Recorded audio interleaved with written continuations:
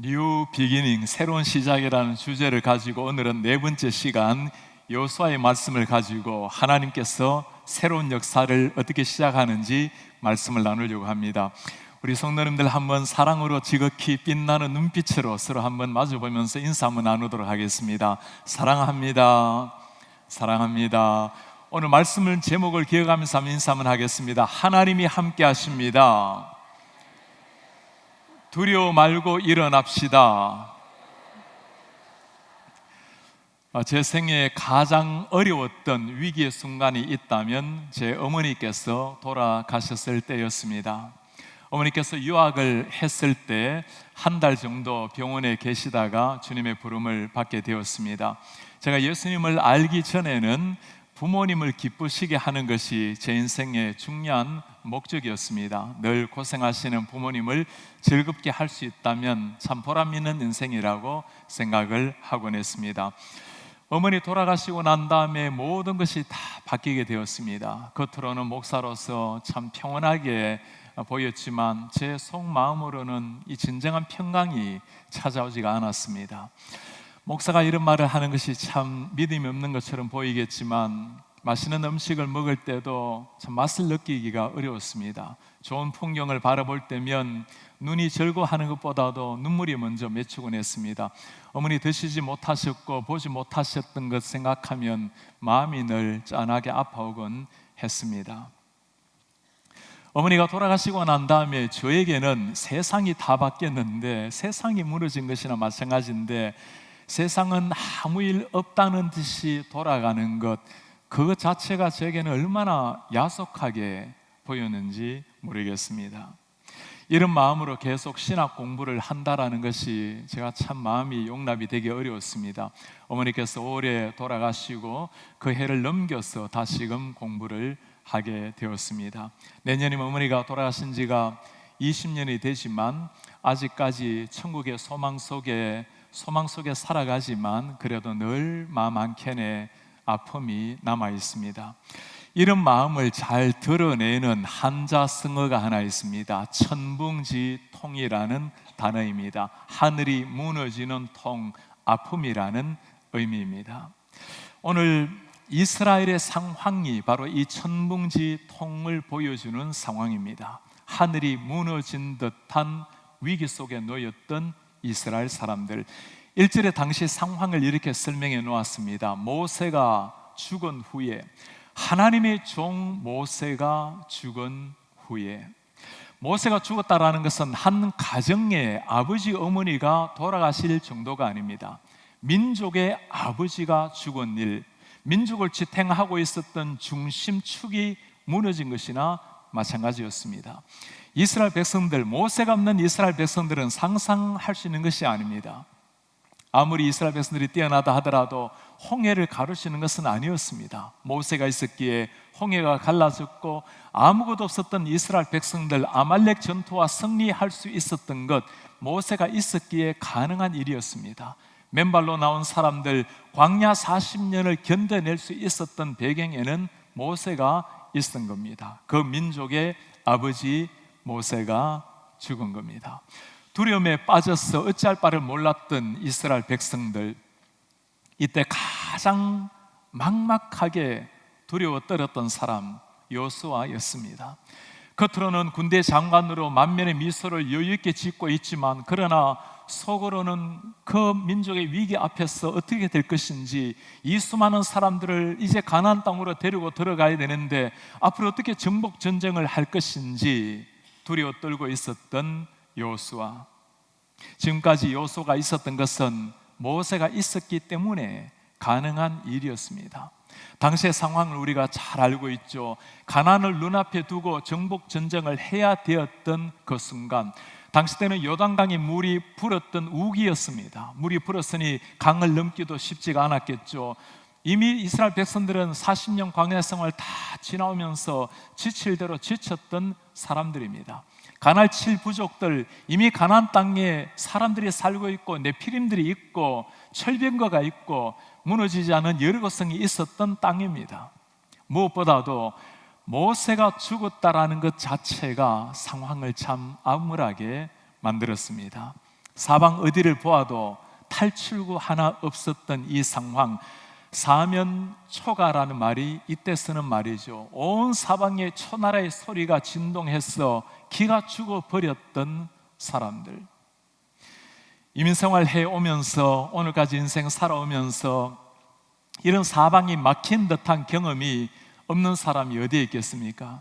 꿈을 가지고 이민생활을 왔지만 생각처럼 펼쳐지지 않는 생활, 때로는 뜻밖의 부모님이 돌아가시고 때로는 자녀들을 잃어야 되는 아픔들, 실직해서 내일 먹을 것을 걱정해야 되는 상황, 생각처럼 자라주지 않는 자식들의 모습을 보면서 정말 내가 이민생활 이렇게 해도 되는 건가, 참 막막한 모습을 지을 때가 왜 없겠습니까?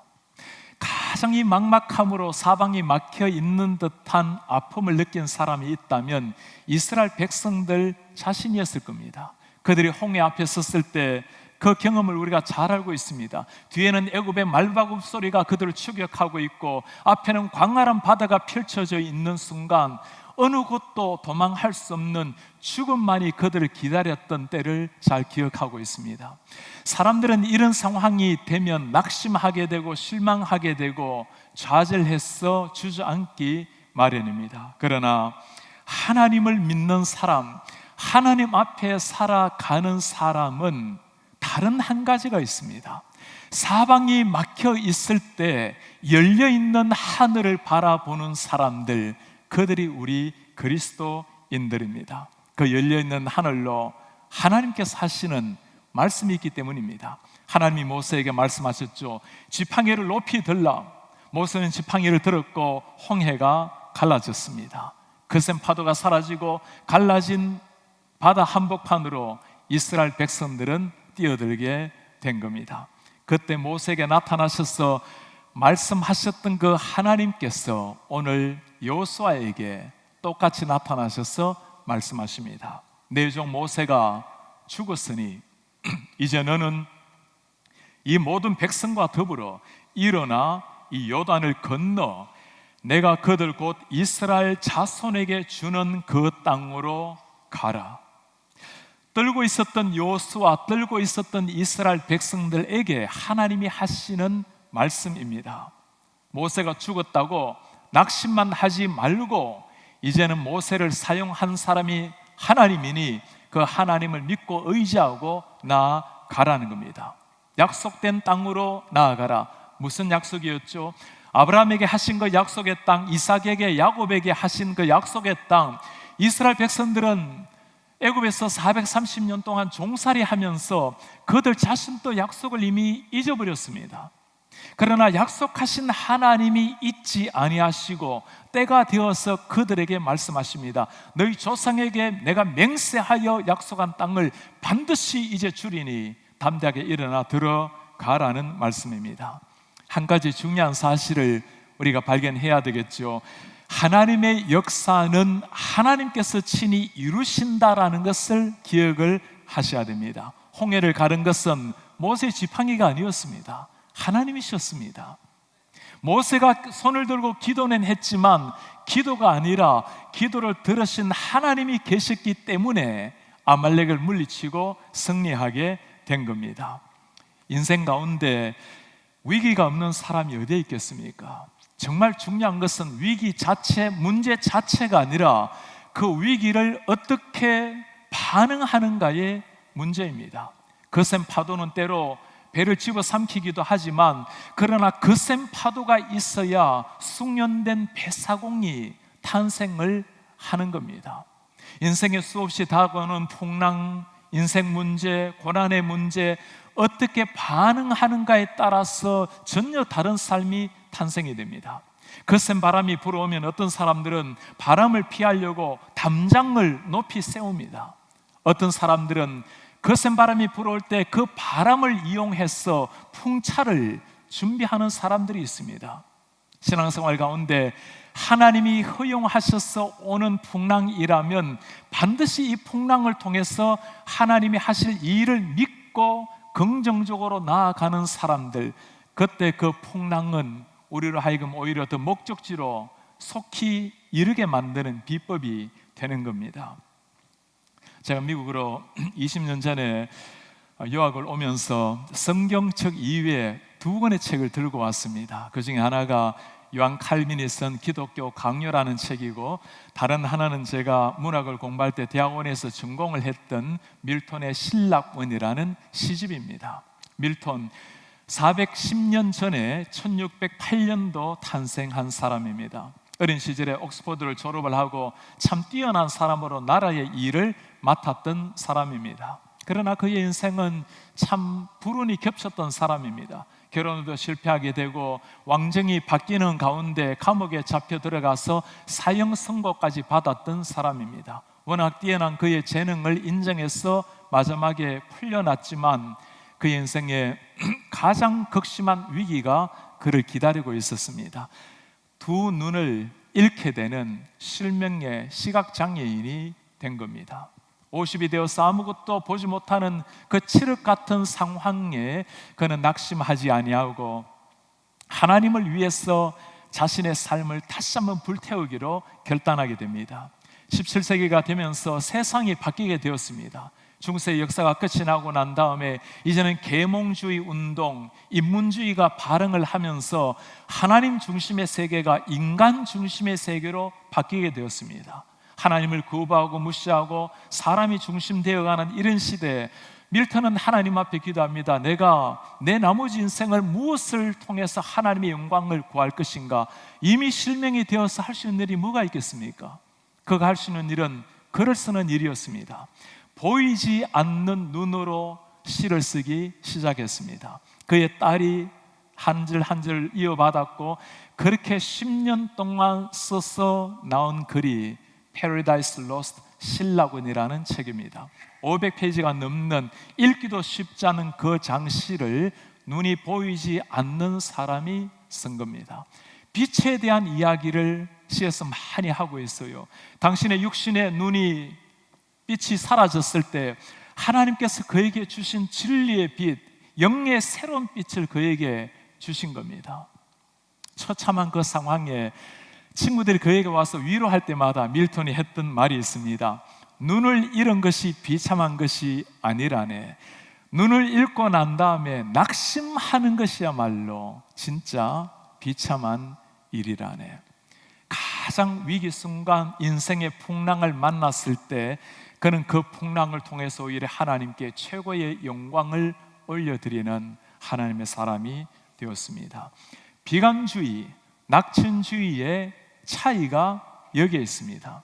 비관주의자들은 모든 기회가 있다 해도 그 속에서 어려움을 발견합니다. 어려움만을 보려고 하는 겁니다. 낙천주의자들, 하나님께서 내 생을 인도하여 주시기에 어떤 상황이라도 즐겁게 살아가는 사람들은 어려움 속에서도 기회를 발견하려고 하는 사람들입니다.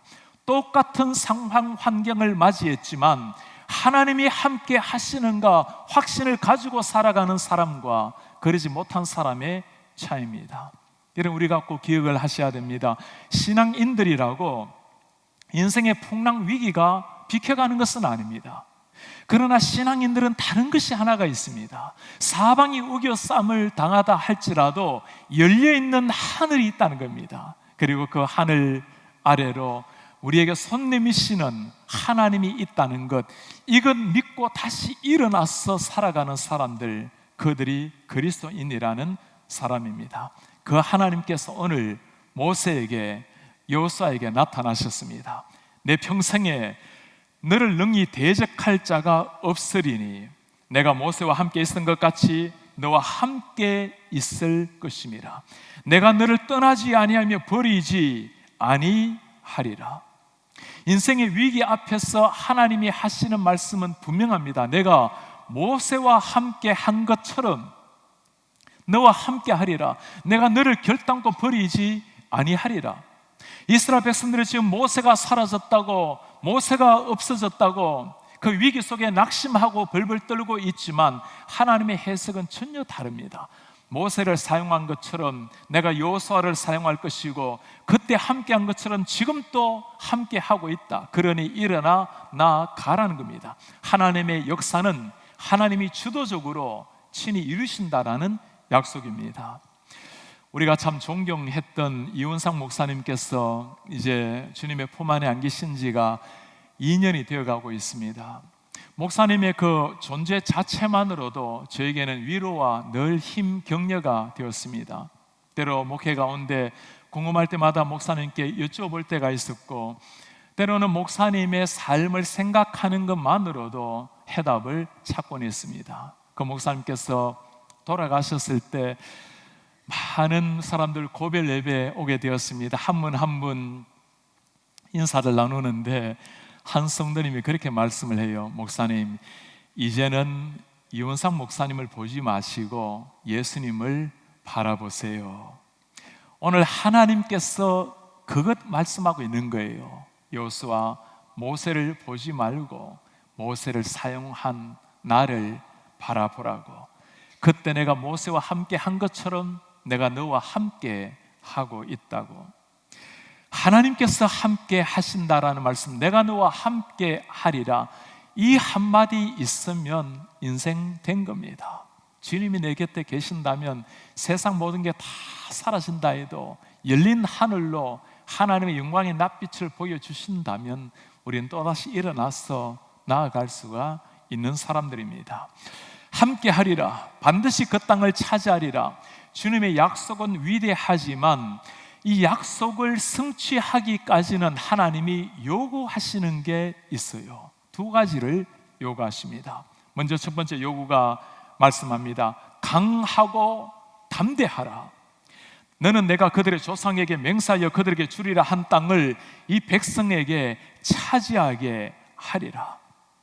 여호수아에게 하나님이 하시는 명령은 하나입니다. 강하고 담대하라. 여호수아인들 왜 모르겠습니까? 자신이 지금 무너지고 나면 이제 이 이스라엘 백성들이 낙심하고 무너질 것이나 마찬가지인데, 그러나 지금 상황을 보면 강하고 담대하기가 쉽지가 않은 상황입니다.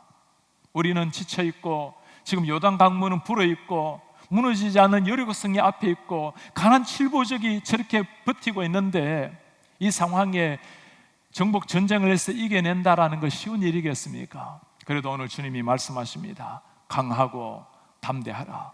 내가 반드시 너와 함께 하리라. 누가 이 말씀을 의지하여 그렇게 일어날 수 있는 사람일까요?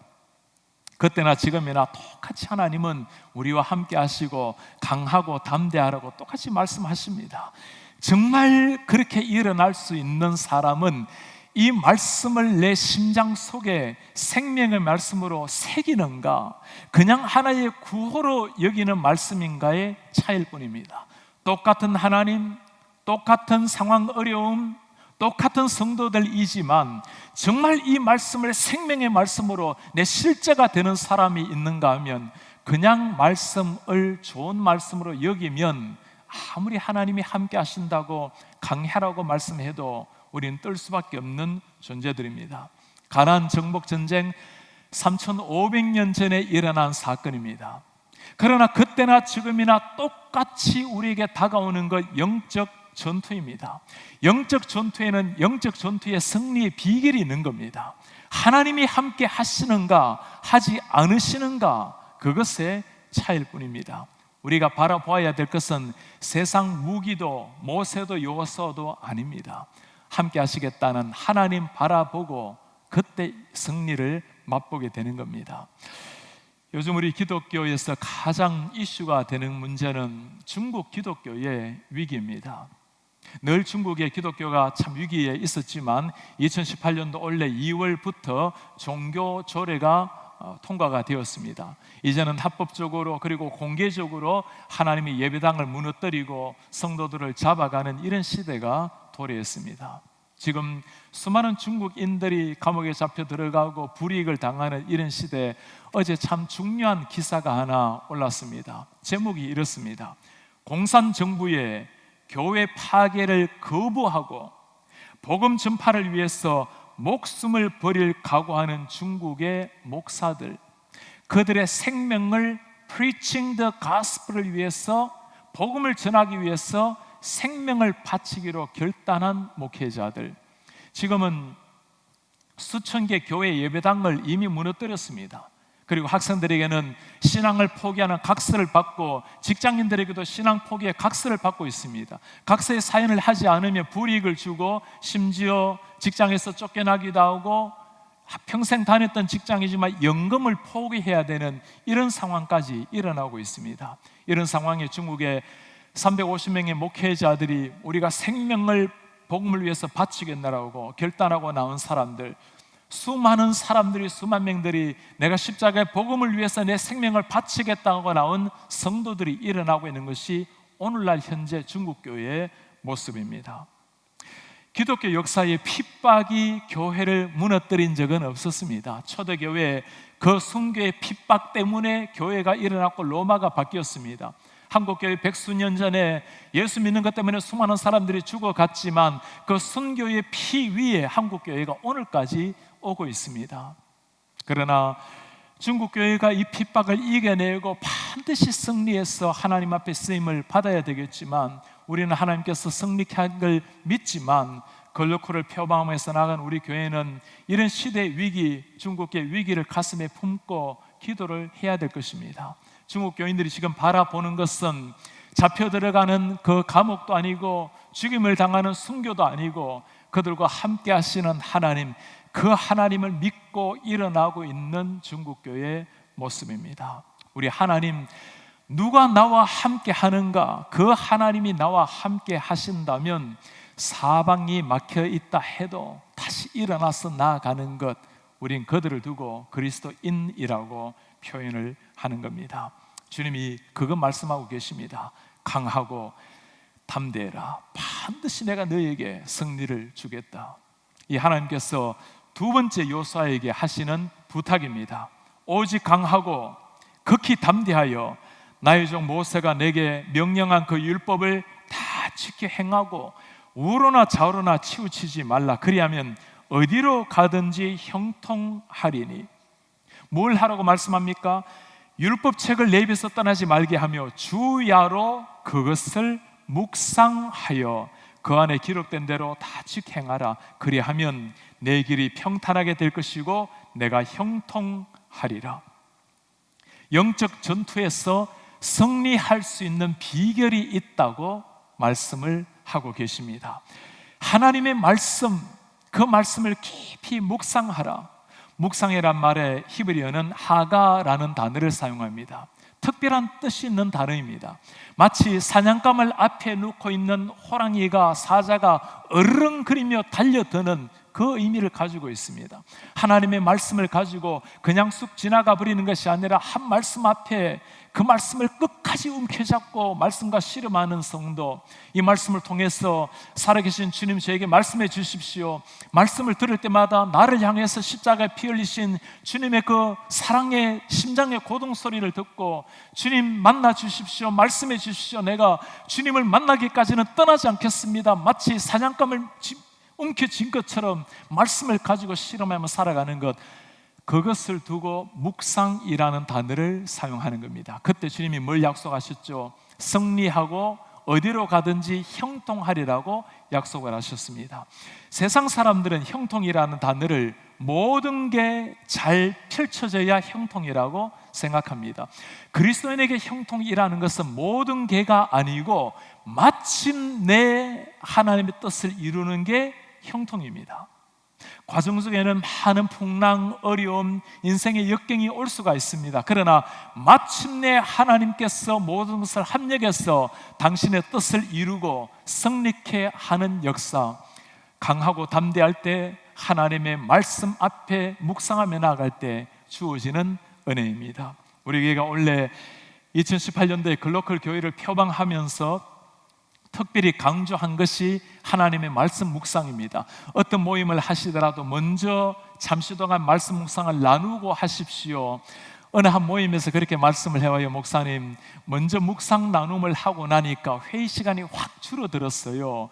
필요한 것만 꼭 말하게 되고 하나님이 지혜를 주셔서 짧게 하게 되었습니다. 그렇습니다. 그때나 지금이나 똑같이 우리는 영적 전투 중에 있는 그리스도인들입니다.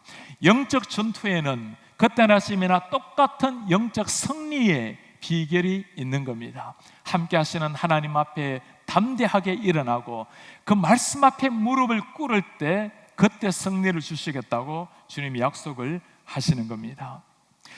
오늘 우리가 이 말씀을 가만히 묵상을 하고 반복해서 읽다 보면 한 가지 조금 이상한 점이 하나 나옵니다.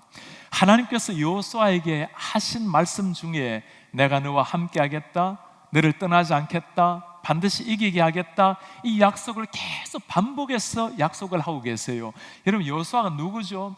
10명의 정탐꾼이 가나안 땅을 보고 난 다음에 도저히 안 되겠습니다, 저들은 철병거가 있고 네피림이 있고 저들이 보기에 우리는 메뚜기와 같습니다. 그들은 간담이 서늘해졌습니다. 여호수아 갈렙이 뭐라 말하죠? 맞아요, 저들은 모든 것을 다 소유하고 있지만 전능하신 하나님이 우리와 함께 하시면 반드시 우리는 저 땅을 쳐부수고 저 땅을 차지하겠습니다. 저들은 우리의 밥이라. 이 상황 속에서 믿음 하나 가지고 하나님의 이름으로 담대하게 나아갔던 사람, 그가 여호수아입니다. 하나님이 한 번만 내가 너와 함께 하겠다면 끝날 말씀인데 왜 이렇게 계속 반복을 하시는가? 어느 정도 반복하는가? 3절에 보면 내가 너희에게 주겠다, 4절에 너희 영토가 되리라, 5절에 너를 대적할 자가 없다, 내가 너와 함께 하겠다, 너를 떠나지 않겠다, 너를 버리지 않겠다, 6절에 강해라, 담대해라, 땅을 차지하리라, 7절, 8절, 9절 세어보면 20번이나 똑같은 얘기를 하나님이 계속 반복을 하세요. 여러분, 지금 하나님이 무슨 말씀을 하시려고 하는 걸까요? 하나님이 아시는 거예요. 이스라엘의 위기라는 것, 모세가 없는 이스라엘은 상상할 수 있는 이스라엘이 아닙니다. 내가 알고 있다는 거예요. 내가 모세를 사용한 것처럼 모세의 위대함이 아니라 모세를 사용한 나를 바라보라고 만면에는 미소를 짓고 있지만 그러나 벌벌 떨고 있는 여호수아에게 이 말씀 하려고 하는 거예요. 여호수아, 걱정하지 마라, 내가 너와 함께 한다, 반드시 내가 이긴다, 저 땅을 차지한다, 이미 저들은 내 손에 붙였다. 하나님이 20번이나 되도록 계속 반복하시는 거예요. 이분이 우리 하나님이세요. 우리 성도님들 중에 이럴 때가 있어요. 어려움을 당하고 이 풍랑이 반복적으로 다가오게 되면 하나님이 나와 함께 하시지 않으시는가? 나를 버리신 건 아닌가? 인생의 풍랑이 너무 겹쳐다 보면 낙심해서 이런 의심이 찾아올 때가 있습니다. 여러분, 그게 아니에요. 가장 어려울 때, 가장 처참한 고통을 받고 있을 때, 그때 한 손이 아니라 그때는 두 손을 가지고 우리를 붙드신 그분이 우리 하나님이십니다. 이 하나님께서 그 하나님이 허락하신 인생의 풍랑이라면 꼭 기억하셔야 됩니다. 하나님이 허락하셨다면 반드시 하나님이 이루실 뜻이 있다는 겁니다. 눈앞에 보이기에는 어려움과 역경 풍랑이지만 그 풍랑을 통해서 결국에 하나님의 뜻을 더 이룰 것을 믿기 때문입니다. 찬송가 373장에는 이런 상황을 잘 노래 놓았습니다. 큰 물결 일어나 나 쉬지 못하나 이 풍랑으로 인하여 더 빨리 갑니다. 이 풍랑 인하여서 오히려 더 빨리 갑니다. 오늘 우리는 여호수아를 통해서 말씀하신 하나님, 그 옛날 모세에게 하신 말씀, 여호수아에게 말씀으로 다가오신 우리 하나님을 보았습니다. 그를 통해서 하나님 약속대로 그 땅을 차지하게 하셨습니다. 그때나 지금이나 우리 모든 그리스도인들은 똑같은 영적 전투를 벌이고 있습니다. 영적 전쟁에는 영적 전쟁의 승리의 비결이 있다고 말씀했습니다. 전쟁 물자, 나의 능력, 전략이 아니라 영적 전쟁에는 누가 우리와 함께 하시는가의 승리의 비결이 있습니다. 모세에게 말씀하셨던 하나님, 여호수아에게 말씀하셨던 하나님, 그 하나님께서 기독교 역사의 수많은 선지자들을 통해서 말씀하시다가 마지막 날 말씀 되신 그 하나님께서 이 땅에 직접 오셨습니다.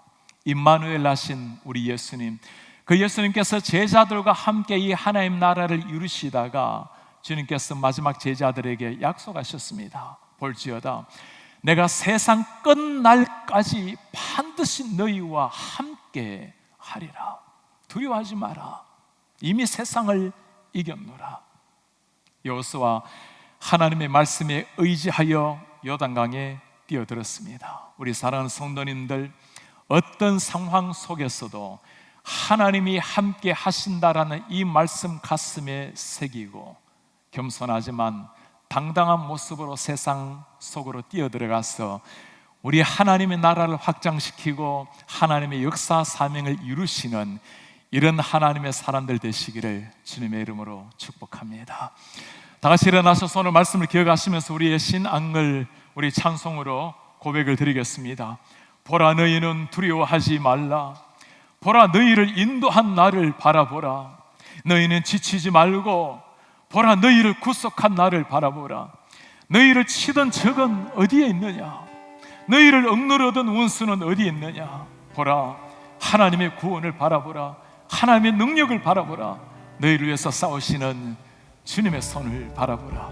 우리 신앙 고백을 찬송으로 드리겠습니다. 보라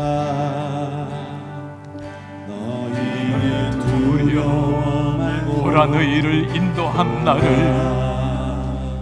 너희를 인도한 보라 너희는 지치지 말고 너희는 지치지 보라 너희를 구원한 나를 너희를 구원한 너희를 치던 적은 어디에 있느냐? 너희를 치던 적은 어디 너희를 원그러던 원수는 어디에 있느냐?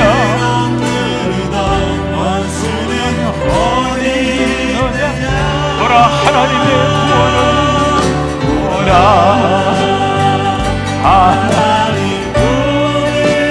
하나님의 능력을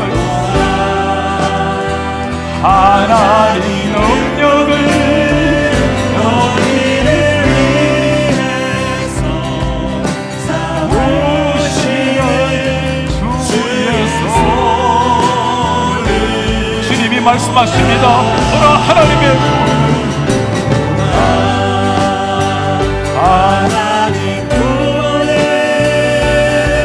보라 하나님의 능력을 하나님 능력을 너희를 위해서 싸우시는 주의 손을 보라. 우리 하나님께서 그 옛날 모세에게 말씀하셨습니다. 내가 너와 함께하노라. 들고 있는 여호수아에게 다시 말씀하십니다. 내가 너와 함께 하노라. 우리 예수님 사랑하는 제자들에게 하신 말씀입니다. 세상 땅끝까지 내가 너와 함께 하겠다. 오늘 똑같이 영적 전투를 벌이고 있는 우리에게 주님이 말씀하십니다. 내가 너와 함께 하노라. 이미 이겨놓은 승리에 동참하라고 우리 주님 앞에 기도하기를 원합니다. 주님, 오늘 또 매순간 인생의 풍랑 앞에 끊임없이 싸워야 될 영적 전투 앞에 주님, 내 모습 약하고 세상은 강하지만 환경은 어렵지만 그러나 함께 하시는 하나님, 우리 오른손을 붙들고 계시는 주님과 함께 담대하게 일어나서 싸울 수 있도록 주여 은혜를 도와여 주시옵소서. 환경을 바라보는 눈이 아니라 나와 함께 하시는 주님을 바라보는 영의 눈을 열어주시고 그 주님 함께 하심으로 말미암아 인생의 마침표를 찍고 당당하게 담대하게 나아갈 수 있도록 주여 은혜를 도와여 주옵소서. 우리 한 목소리를 기도하겠습니다. 주님 고맙습니다. 하나님 아버지, 연약하고 부족한 우리의 모습이지만 함께 하겠다고, 내가 너와 함께 하겠다고 약속하시는 주님을 바라보고 일어나서 담대하게 나아갈수록 주님 은혜를 도와여 주시옵소서. 우리 사랑하는 주님, 사랑하는 성도님들을 위해서 기도해 그 옛날 모세와 함께 하셨던 주님, 요사와 함께 하셨던 주님, 하나님 오늘 땅끝까지 함께 하겠다고 약속하신 주님, 우리 그 주님을 바라보는 믿음으로 한마음 한뜻으로 주님 앞에 나가서 영화의 영광을 구할 수 있도록 주님 은혜를 구하여 주시옵소서. 우리 하나님 아버지 주님 앞에 빕니다. 사랑하는 주님, 성도의 가슴 속에 이 은혜를 새롭게 하여 주십시오. 날마다 함께 하시는 주님으로 말미암아 당당하게 성령에 나아갈 수 있도록 주님 은혜를 구하여 주시옵소서. 우리의 존귀하신 하나님 아버지, 그 옛날 모세 여호수아 다윗 수많은 하나님의 제자들에게 말씀하신 하나님, 우리에게도 주님께서 말씀하여 주셨으니 내가 너와 함께 하리라, 세상 땅 끝까지 함께 하리라. 이 한 말씀 가슴에 새기고 당당하게 세상 한복판으로 뛰어들 수 있도록 주여 은혜를 도와여 주시옵소서.